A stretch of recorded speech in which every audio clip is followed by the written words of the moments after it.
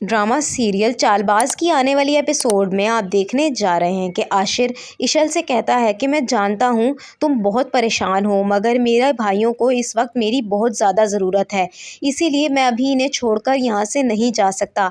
मगर तुम पर कोई ज़बरदस्ती नहीं है, अगर तुम जाना चाहो तो चली जाओ अपने बाबा के घर। मैं बस कुछ दिनों में आ जाऊँगा तुम्हारे पास। मैं जानता हूँ आयज़ा भाभी का रवैया तुम्हारे साथ ठीक नहीं है, इसीलिए तुम्हें भी कोई ज़रूरत नहीं है मेरे खातिर यहाँ रहकर सब कुछ बर्दाश्त करने की। तो ये सुनते साथ ही इशल कहती है कि ऐसी कोई बात नहीं है, आयज़ा भाभी के इस रवैये से तो मैं बहुत अच्छे से वाकिफ़ हो चुकी हूँ। मैं जानती ही थी कि उनका रवैया ऐसा ही होगा मेरे साथ। मेरी परेशानी की वजह कुछ और है, मैं वो अभी तुम्हें नहीं बता सकती। और रही बात यहाँ रहने की, तो जहाँ तुम हो मैं वहीं रहूँगी, फिर चाहे उसके लिए कुछ भी बर्दाश्त करना पड़े।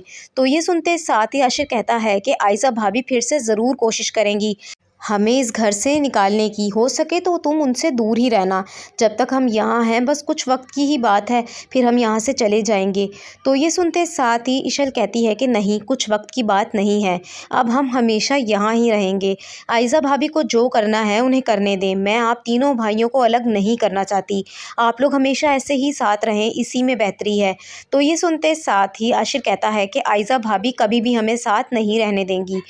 वो तुम्हें इस घर में बर्दाश्त नहीं करना चाहती, और मैं तुम्हारे बिना नहीं रह सकता। मैं तुम्हें बेवजह इतनी मुश्किलात में नहीं डालना चाहता।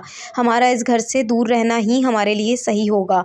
तो ये सुनते साथ ही इशल कहती है कि अभी इन सब बातों का वक्त नहीं है, इन सब बातों को छोड़ दें। इस वक्त असद भाई और रूहान को आपकी बहुत ज़रूरत है। मेरी फ़िक्र छोड़ दें और उनका ख्याल रखें। आयज़ा भाभी की चालाकियों से तो मैं अब वाकिफ़ हो चुकी हूँ, मैं उनका सामना बहुत आसानी से कर लूँगी। तो ये सुनते साथ ही आशिर कहता है कि ये सब कुछ कहना तो बहुत आसान है, मगर आयज़ा भाभी की चालाकियों का सामना करना बहुत मुश्किल।